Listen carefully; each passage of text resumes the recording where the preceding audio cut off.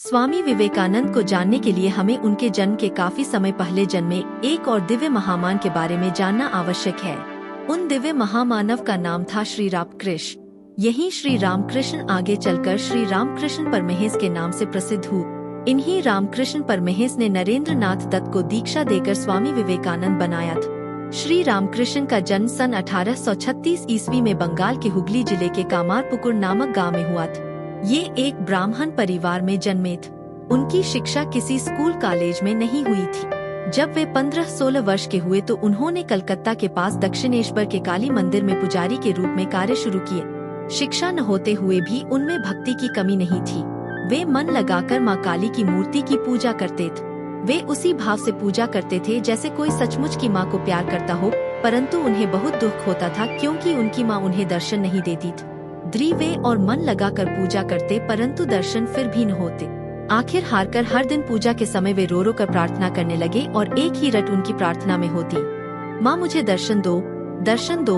बच्चों का रोना सुनकर जैसे सभी काम धंधे छोड़कर माँ अपने बच्चों के पास दौड़कर चली आती है, उसी प्रकार श्री रामकृष्ण की पुकार सुनकर माँ काली में उन्हें दर्शन दिए। इस साक्षात दर्शन ने श्री रामकृष्ण के पूरे जीवन को ही बदल दिए।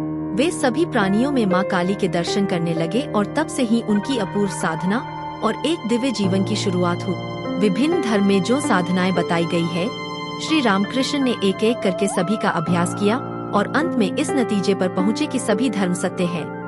वे सभी ईश्वर तक पहुँचने के अलग अलग रास्ते पर है। श्री रामकृष्ण के पास जो भी आता वे हमेशा अपने अनुभव बताकर यही कहते कि उदार बनो, सभी धर्मों का आदर करो और हर दीन दुखी की सेवा कर। अपने इन उदार विचारों का ज्ञान हो जाने पर उन्हें अब चिंता होने लगी कि उनके इन विचारों का प्रचार संपूर्ण मानवता में कौन करेगा।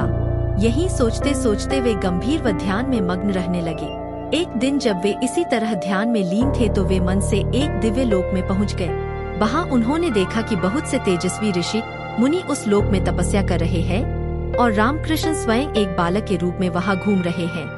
घूमते घूमते उस बालक ने उन ऋषियों में जो सबसे अधिक तेजस्वी ऋषि थे, उनके गले में बाहें डालकर कहा, मैं चलता हूँ, तुम भी मेरे साथ चल। उन तेजस्वी ऋषि ने अपनी आंखें खोली और उनमें से प्रकाश की रेखा पृथ्वी की तरफ जाने लगी।